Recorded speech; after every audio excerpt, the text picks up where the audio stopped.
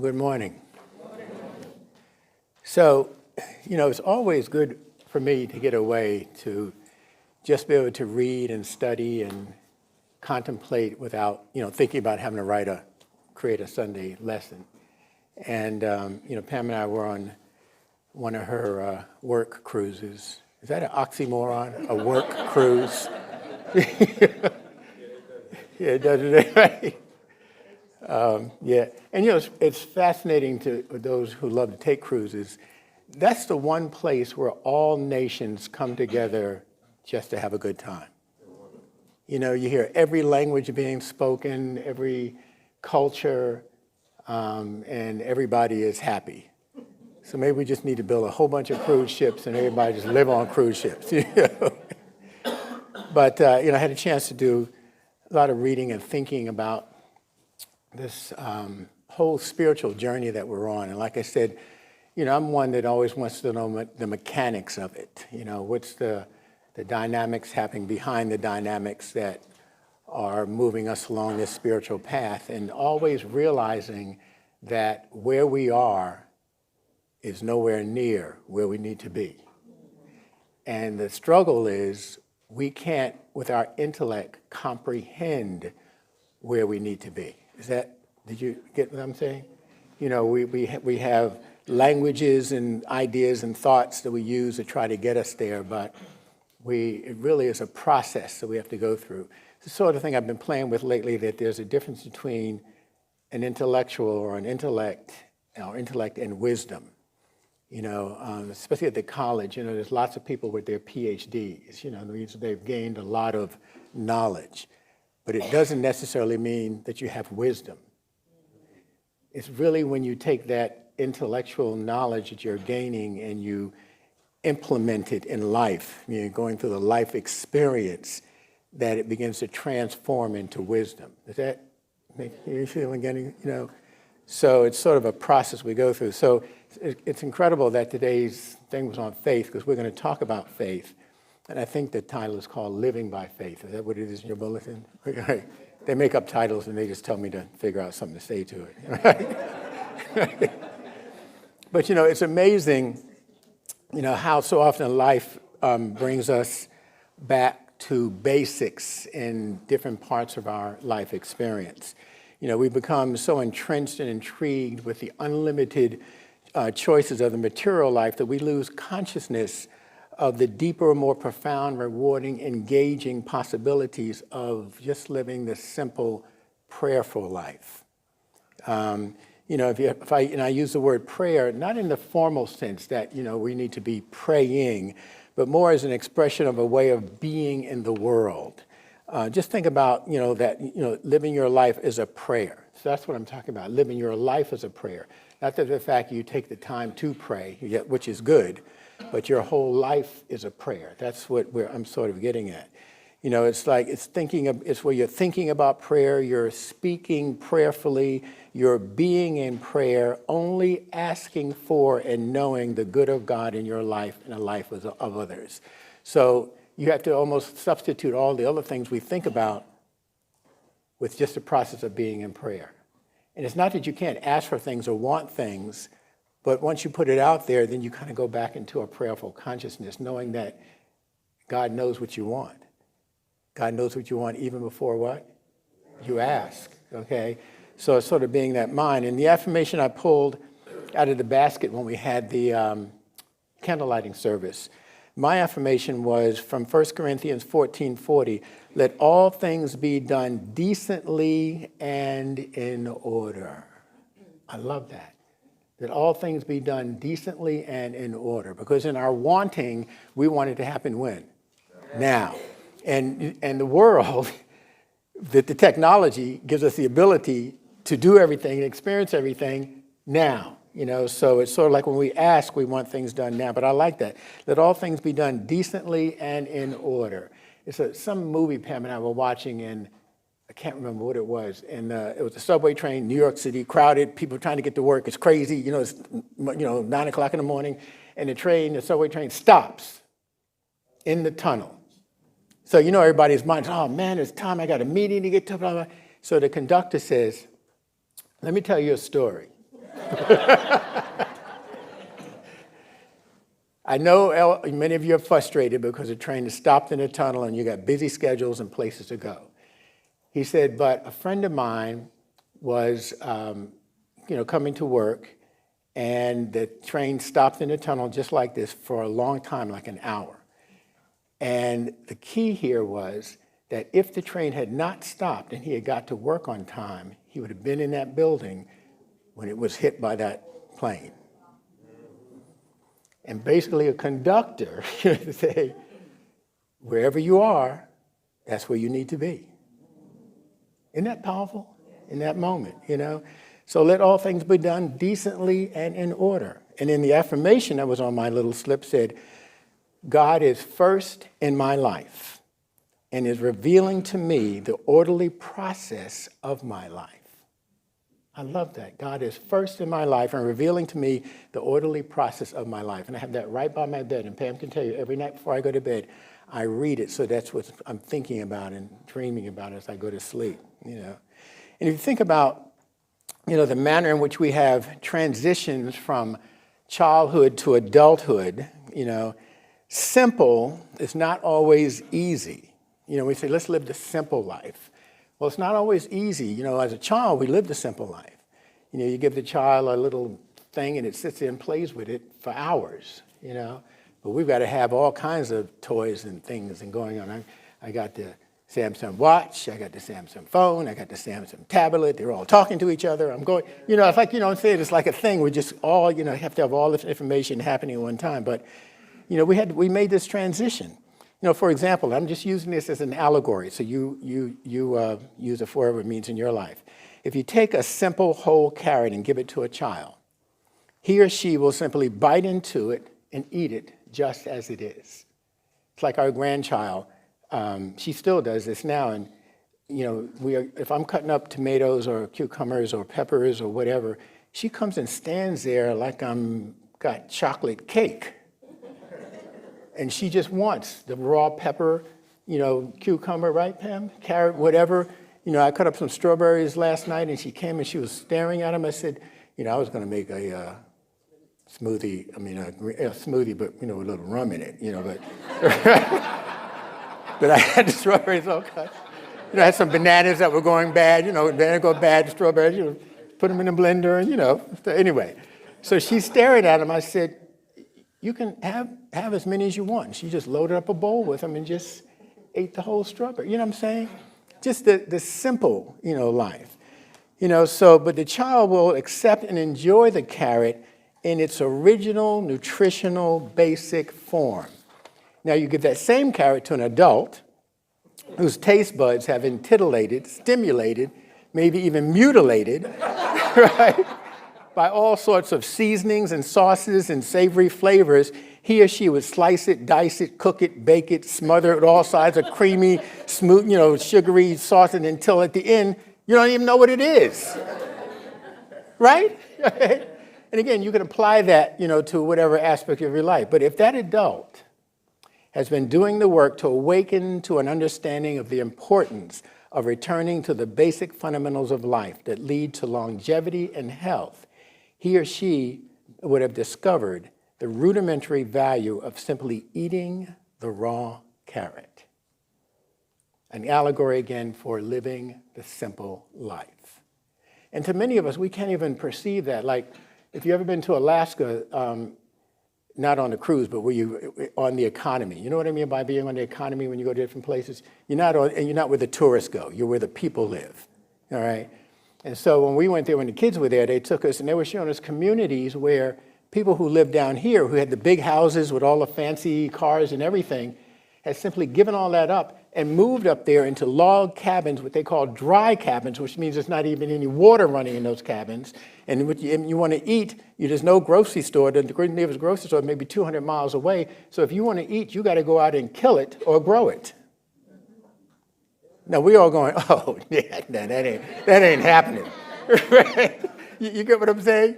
So, we talk about it, and you might want to go, oh, maybe I could live the simple life. And then something inside you goes, oh, yeah, you forget that. I'm not, But that's what we're talking about. How do you get to the simple life? And And we're not saying that you have to do that, move to Alaska to the wilderness to live this simple life. You get it? You can be in the midst of it. See, Jesus didn't do that. Jesus, he had fine clothing. He ate with the best people, but he also hung out with the folks, in the alleys. He lived the life, but he still stayed very, very simple. So, the key here is that I used the word rudimentary a minute ago. The word rudimentary means a fundamental element, principle, or skill pertaining to a field of learning. All right. So remember years ago, some of you have been here for a while. I used to use the example of Bruce Lee. Bruce Lee, when he first started out, he would say a kick is a kick, a punch is a punch, a block is a block. There are very specific basics to martial arts that he was learning. But then Bruce Lee became a grand master. He became a very proficient martial artist. And then to him, a kick wasn't a kick, a punch wasn't a punch, a block wasn't a block, because he could use them interchangeably however he wanted to. But when he became a grand master, to him, a kick became a kick, a punch, and a block is a block. As a master, he went back to the basics. You follow what I'm saying? If you think about many of even in music and art, whatever, there's a basic structure that you always return to. Like when I'm on these cruises or trips, for me, I go for the photography. And when I photograph, though, there's a basic structure of art that I'm following. And I watch people with cell phones. They're just going click, click, click, click, click, click. And sometimes I look at what they're holding it at, and it's just I got a phone. It's got a camera. I'm taking a picture. But there is no mindfulness of what is the structure of art when you're doing this. So the key here is that there is always a basics to whatever we're seeking to master. But when we really become masters, we understand coming back to the basics. There's a book titled, and you might have heard of this, All I Really Need to Know, I Learned in Kindergarten. Okay?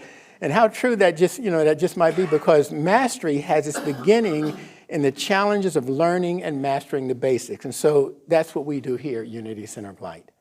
We keep going back to the basics. Many unities, if you heard me say before, have kind of gotten away from, especially Charles and Myrtle Fillmore's works, because they're very dense. But they're dense in a very basic way. You understand this one? And so there's a tendency a lot of times to go to what's popular as opposed to sticking to the basics. Now, the basics for us is the teachings of Jesus Christ, period. Okay? Now, you will hear me talk about Buddha and Krishna and Maharishi and Paramahansa Yogananda and all these others, but still for us, the basic foundations are those teachings. That's our basics. Right?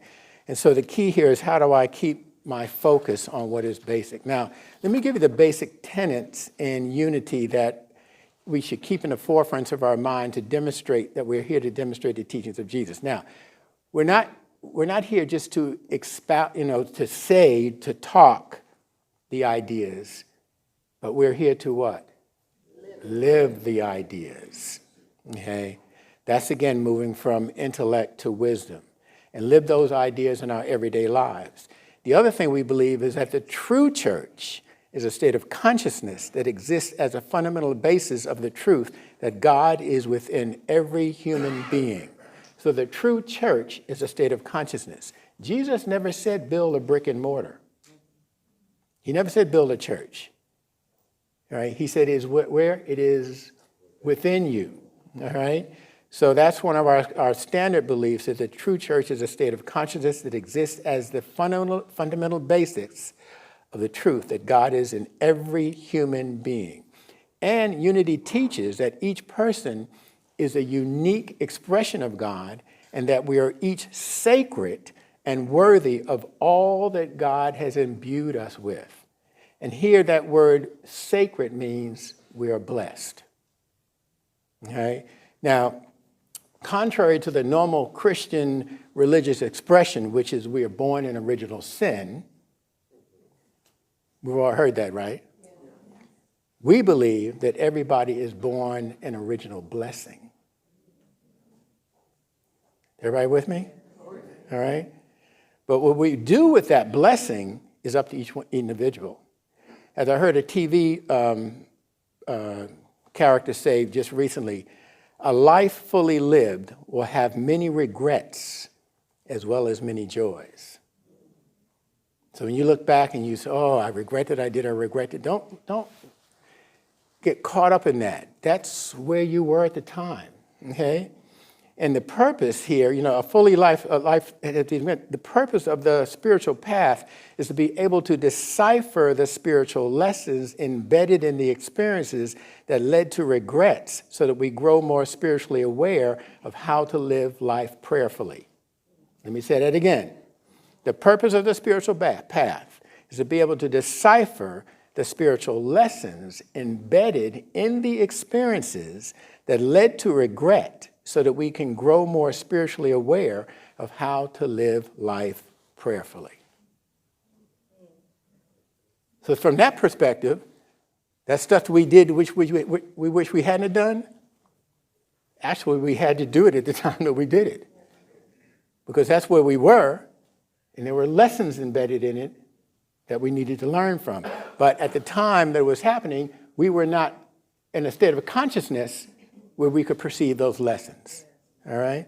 So when we become open to understanding the purpose of our life lessons, we discover that without God's grace and blessings, things could have been a lot more difficult. Even as you were going through that stuff, God's grace and blessing was right there with you, all right? And if it wasn't, what we thought was bad would have been horrific. Yeah? But because we are born in original blessing, we always had at least a glimmer of faith that got us through. So what I'm saying is, even if you didn't think at the time that I'm being, oh God, this is going on, but there's a blessing embedded in here someplace. We always had at least a glimmer of faith. You get what I'm saying? Even if you didn't say, well, I don't remember having any faith at that time, you had a glimmer of faith. It was not possible for you to live life without at least a glimmer of faith, okay? And so, we know that the principal, the disciple Peter, represents faith. And Jesus said to Peter, and I say unto thee that thou art Peter, and upon this rock I will build my church, and the gates of hell shall not prevail against it. Now, so the key here is we got to understand that this idea of faith is something that's actually, it's not something we're trying to get to. It's actually part of the spiritual gift that has been embedded within us. All right, we came with that in us already. And so when Jesus said this, he said, I say unto thee that thou art Peter, and upon this rock I shall build my church, and the gates of hell shall not prevail against it. The name Peter, or Cephas, in Greek means rock, okay? So according to the Metaphysical Bible Dictionary, rock represents faith in God that is strong, unwavering, and enduring. All right? And this is the faith that is a necessary foundation for building up our spiritual consciousness. And it is our spiritual consciousness, listen carefully, that is the church of Christ within each one of us. Our consciousness is the church within us. Right? Now, referring to the revealing word, the word church is derived from the Greek word meaning the Lord's house. So in essence, all that is going on in our minds is happening where? In the Lord's house. But as a revealing word explains it, we have created, and I love this, groups or aggregations of thought centers within the Lord's house. Did everybody follow me? And so within the Lord's house, we got all these different boxes of stuff going on our heads. All right, aggregations of thoughts. And think about it. If you think right now, you say, yeah, I'm struggling with this issue here, or I'm excited about this issue, I'm not struggling with this. And they're all in little groups in our minds, okay? And this is where all the groups of our joys and the groups of our fears congregate, mulling over what makes us joyful and what makes us fearful. Now, if you think about the fact we got all these little churches going on within the Lord's house, all these little aggregations and groups, when Joseph and Mary came to the inn and that inn said, there is no room in the inn for you. That little group of people in that inn, was whatever they were mulling over, said, no, we don't want wisdom and love coming in here messing up our thing right now. Is that making sense? Yes, right? Because you got to understand that this idea of Joseph and Mary holding the Christ idea, trying to come into these aggregations, is something that's happening continuously. It's a constant process. But are you looking through the little peephole and going, no, I'm sorry, there's no room here for you? Am I just making it up or just making sense? Okay? All right? So whatever it is you may be busy thinking about or worrying about, just know that an emissary of God is at the door of each thought center for the express purpose of coming in and training that aggregation of thoughts and how to think spiritually. So everything you're worried about, everything you're joyful of, whatever is happening, there's always that little spiritual idea that's saying, let me give you another way of looking at this. But you have to understand that the way I'm going to give you to look at it is completely different from the way you're looking at it. Okay? So our job in this process is to let go and let God's emissary come in and do its work. It's not for us to figure it out. Whatever's going on, whatever you're struggling with, whatever's happening in your life is not for you to figure out. It's just for you to let go and let God. Okay? So in this regeneration process, and that's what's happening. So the degeneration process is all the stuff we go through that we worry about that causes fear and anxiety. That's the degenerate. You are degenerating not only your mind, but your whole being is degenerating when you're worried and fearful about something. Okay? Regeneration is what's constantly going on in your body. That's why we're still here. You get me? That's why we're still sitting here, because regeneration is constantly going on. This is a little bit on the side, but one of the seniors that are on our trip was 94 years old, and you would not have known it. 94 years old, full of energy, got around by herself, did her thing. You know, he kept, what's her name?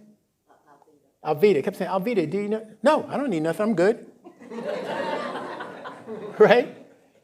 So something in her life is causing regeneration. But that's what I'm talking about. So the regeneration process, in this process, you know that spiritual knowledge is not something that we must struggle to acquire, but faith is not something we need to struggle to acquire. That's what I want you to understand. Rather, it is something that already exists within us to which we must awaken. So we cannot become more or have more. Yeah, you know, when you get a computer, it's programmed already, right? You don't have to put that into it because it's already in there. The operating system is already in there. Am I right? So when we were born an original blessing, the whole operating system that God is was already installed. We just have to figure out how to access it. All right? So that's the idea. And so it is with our original blessing, we were born with this blessing already implanted in our psyche, within our body consciousness, within our spiritual will is working to make us aware of it. So we have a spiritual will that's constantly moving through our system. We know biologically there's things miraculously happening in our body even as we're sitting here listening, right? Okay? All these miracles are just constantly going on, keeping us moving and going no matter what we do. So this thing you have to understand, your spiritual will is always working, trying to make you aware of the presence of God within you. So Jesus spoke to this knowing in John 5:17. He said, my Father is working until now, and I myself am working. You've heard that verse before, but does it make more sense now? It's saying my Father is always working. That spiritual will is always working, trying to awaken you to the greatness that you are, you know. And Jesus said, and I am working. That's the part we're missing. That's the part we're missing. I have to realize I have to do my work while God is doing God's work. Okay? And so when Jesus said to Peter, on this rock I build my church, he was also saying, on your nature, which means, on your name rather, which means on your nature I will build my church. Peter's nature was faith. And yes, Peter's faith could be a little shaky at times, but he always came back to faith because it was his nature. That's something to think about. Do you come back to faith, when your life becomes disturbing, or do you come back to fear? Whichever you find yourself coming back to, you have to realize that's my nature. But we can do what? We can change our nature, okay? And as we discussed before, we each build our own inner sanctuaries, our own inner retreat centers, our own inner churches. The question we each must ask ourselves is, what is the nature of your self-made inner church? Is it made of faith and love and strength and wisdom? Or is your inner church made of worry and fear and hatred and jealousy and quick, blame and condemnation? What is your inner church made of? Okay? And Jesus understood the building process conducted by the ego. So with the calling of each disciple, he was calling into service a person who metaphysically or symbolically represented a spiritual power he wanted to awaken within himself. So when he said, Peter, come into service with me, he was saying, I need you to help me to wake up to my own spiritual center. Even though Peter didn't realize it. All right? And Peter represented the potential for faith. So by stimulating and activating Peter's faith, Jesus was simultaneously expanding the faith consciousness within himself. All right? So metaphysically, by calling Peter into his service, this symbolizes Jesus calling forth faith to help prepare him for what he was about to encounter in his ministry. He said, I'm getting ready to go into the ministry. I got to get myself ready for this. Oh, that just reminded me. How many people are watching the series on Netflix, The Messiah? Oh, my God, is it incredible? If you are not watching The Messiah, you've got to go to Netflix. It's the whole idea of, Christians are waiting for Jesus to come back. And I always said, if Jesus come back, they would arrest him. And they did. The CIA, the FBI, the NSA, everybody was all over his case. And not having a clue. And it was sort of like, I can't think of the name of the book where St. Francis was trying to get to the Sultan of the Muslims to stop the fight between the Christians and the Muslims. But every time he got captured by the enemy was so intrigued with him that they wanted to keep him away from the Sultan. They said, this man is so full of love that if we get him to the Sultan, he's going to get to the Sultan. The Sultan's not going to be able to, he's going to be able to do whatever he tells him to do. Well, it's the same thing with the Messiah. Every time the FBI or CIA get with him, they just leave like blown away. They sent a prostitute to him to try to get, and the FBI was watching. What he did with that prostitute to change her life had the FBI guy crying. You got to watch this movie. It's 10 episodes, I think. Huh? I'm not going to tell you more per thought. Yeah, it's just so mind blowing. But anyway, it's called The Messiah. It's on Netflix. So where was I anyway? Right? So the idea was the key that people come into our lives to help awaken within us our own spiritual centers, okay? And you call forth faith, you have to say, am I calling forth faith or am I calling forth fear? Am I calling forth love? Am I calling forth condemnation? So if you say, man, this person really, it hurt me or getting on my nerves or whatever you're saying, that means you have called forth fear. If the person comes into your life, no matter what they do, you can behold the Christ in them and behold the Christ in yourself, then you're calling forth love. So you have to always ask yourself, what am I calling forth? So even though Peter had his times of doubt, he still demonstrated for Jesus the potential ability to perceive the truth within himself. Okay? Now, just like when Jesus asked the question, well, who do men say that I am? Okay? Well, even though Peter was not previously aware of the answer, he knew that what he heard flow from within himself was the answer that Jesus was asking for. So it's the same with any one of us. You ever had something, a counter in your life where you were presented with something and you didn't know what to say, but all of a sudden you felt what to say percolate up inside of you? It's the same exact thing, okay? So when he answered Jesus by saying, "Thou art the Christ, the Son of the living God," Jesus said to him, "Blessed are you, Simon, son of Jonah, for flesh and blood has not revealed this to you, but my Father in heaven." And when Jesus used the phrase, "my Father in heaven," he was referring to the church, the Lord's house, within the consciousness of Peter. So he said, "My Father in heaven." He wasn't saying God up here said this to Peter. He was saying God in here, in Peter's own church, within him, gave him the answer. Now that's powerful to know because we all have that church within us, okay? And Peter had built his inner church out of the substance of faith, and you could tell by the way Peter exclaimed with confidence. He didn't say, "Well, I think." He said with confidence, "Thou art the Christ, the Son of the living God."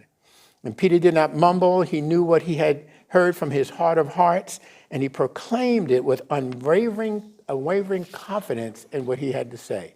So Jesus acknowledged Peter's faith as the foundation or the rock upon which the church, the Lord's house, located within Peter's own consciousness, is to be built.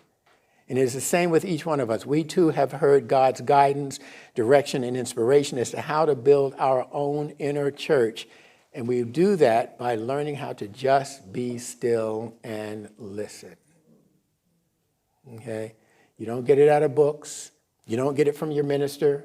You don't get it from your guru. You don't get it from any of those sources. It comes from right within you. And being still and listening is a very powerful practice to follow when one is striving to live the prayerful life. Now think about it. When you are confronted by life's challenges, for example, more bills and money, or problems at work or school, or problems in your relationship, problems in your physical body, and so on, do you proclaim the problem as the rock upon which you're going to build your inner church? Or do you proclaim a spiritual principle such as faith to be the rock upon which you're going to build the house of God within you? Is that, you get it?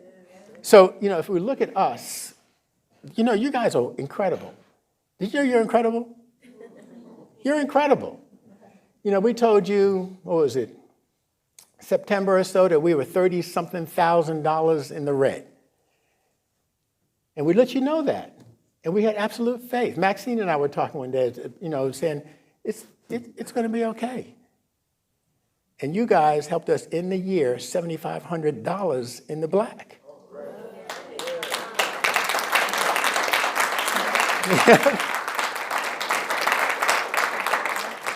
So, Unity Center of Light is built on what rock?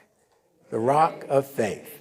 And that, when Patty was telling me about all of the wonderful donations that were coming in, I said to her, you know what that is? That's a proclamation that Unity Center of Light is supposed to keep doing what it's doing.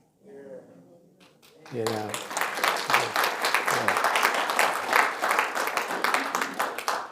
So, the idea here, you want to always ask yourself, what am I building my Lord's church on, within myself? You say that if it's fear or anger that I'm building my church on, I need to change the construction materials I'm using. But if you want to change it to love and faith and so forth. So it's written in 2 Samuel 23:31. This is God. His way is perfect. The promise of the Lord proves true. He is a shield for all who take refuge in him. For who is God but the Lord? And who is a rock except God? Now, we look at things metaphysically, but, I come from a Baptist background. So when I read things like that, it hits my Baptist roots, right, Joe? It's my Baptist roots as well as my metaphysical roots. This is God. His way is perfect. The promise of the Lord proves true. He is a shield for all who take refuge in him. For who is God but the Lord, and who is a rock except our God? Okay? And when you are aware of the power and presence of God in the situations in your life, it is so much easier to choose the rock of faith instead of crystallizing your negative thinking into a rock of fear. But if you do not know in your heart that the Holy Spirit is always with you, you will build your life on the rock of crystallized, fearful, hateful, unforgiving, negative thinking.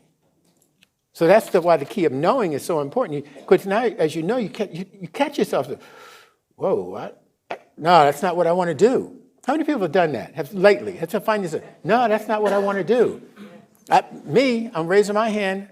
You know, I'm working with it all the time. I'm saying, it's like Pam will say to me sometimes, that's not what you teach. But I will say to myself a lot of times, I will say to myself the same thing a lot of times. Wait a minute, that's not what I'm studying. That's not what I'm trying to understand. Now, I get so caught up in that, not sort of like an argument or a commentary within myself, that I lose the strength of or the energy of whatever it is I was struggling with. Does that make sense? So I get wrapped up in the commentary. No, this is not what you just read. You understand. You follow this, and this other thing just goes away. All right. So you got to find your own mechanism for making those changes. So even though the rock of fear is not as strong as the rock of faith, it is still a hard rock to break. Okay? But as it says in Scripture, you do not have to have a lot of faith to overcome your fear. Because the Scripture says you only need faith the size of what? A mustard seed. Okay? So turn your focus from the fear and place your faith in God. Have faith in God. Have faith in good. Have faith in the light. And so it is. Amen.